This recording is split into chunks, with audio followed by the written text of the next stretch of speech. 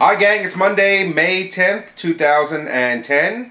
Blech, Monday. It's Bill Greenberg from PhoneScholar.com. Hope everybody out there had a tremendous Mother's Day. Unfortunately, I had food poisoning all day and basically completely ruined Laura's Mother's Day. So if anybody has any suggestions as how I can make it up, hit me up on Twitter, Facebook, or you can email me directly at blogquestions@PhoneScholar.com, and maybe you can give me a little bit of help with that. Anyway, here's what's going on today. Nokia is suing Apple. It's been a continuing ongoing for patent right infringements. Now they've added the iPod onto it. Back a number of months ago, Nokia said that the iPhone infringed on 11 of their patents, and the whole suit has been postponed due to more, so the court can get more technology information.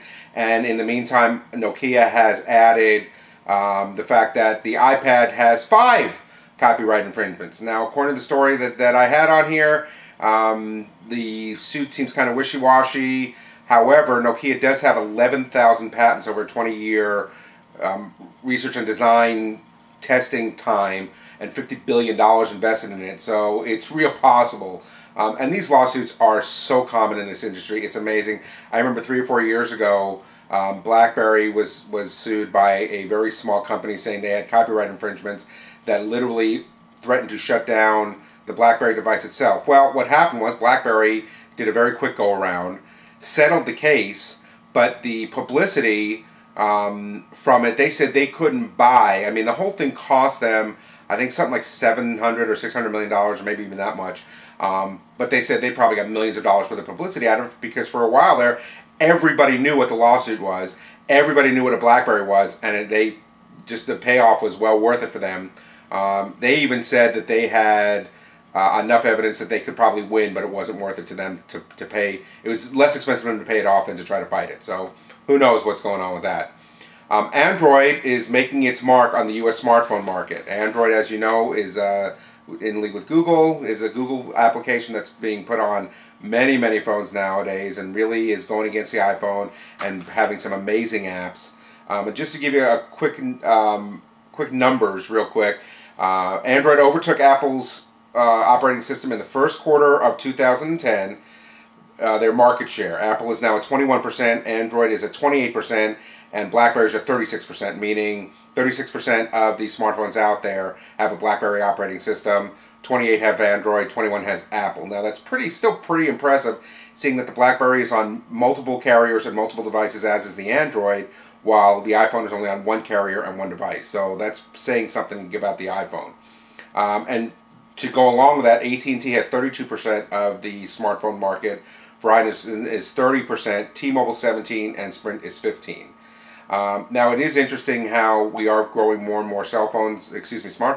They said almost 50% of the market is smartphones, and it kind of says the average cell phone price right now for the first quarter of 2010 was $88, which is actually up 5% from last year, but the average price of the smartphone is $151, which is down 3%. And I'm sure that's a lot to do with a lot of the carriers offering buy one, get one free phones, and the fact that they need to bring down the price for more and more people to get into it, because they still make more money. Remember, every time you buy a smartphone from one of these places, you have to get a data plan, and that's where the carriers really, really make their money. And lastly, Borders has announced that they're coming out with an e-reader also called Kobo. Where they got that name, who knows, but it's K-O-B-O. It's on pre-order now, and it's due to launch on the 17th. It will come preloaded with 100 classic titles. They don't say what they are yet, or 100 classic books. It's $150 compared to the Amazon Kindle $259, but a couple of drawbacks is it doesn't have 3G or Wi-Fi.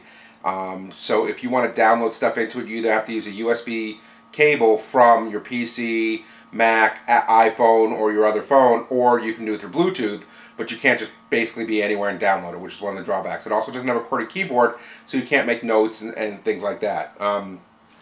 It'll hold up to 1,000 titles. The battery is said to last about 2 weeks, and it relates to about 8,000 pages. So looks like a pretty nice thing for the money, but check it out, and hopefully I'll have a review of it once it comes out. Have a great day. I will talk to you tomorrow.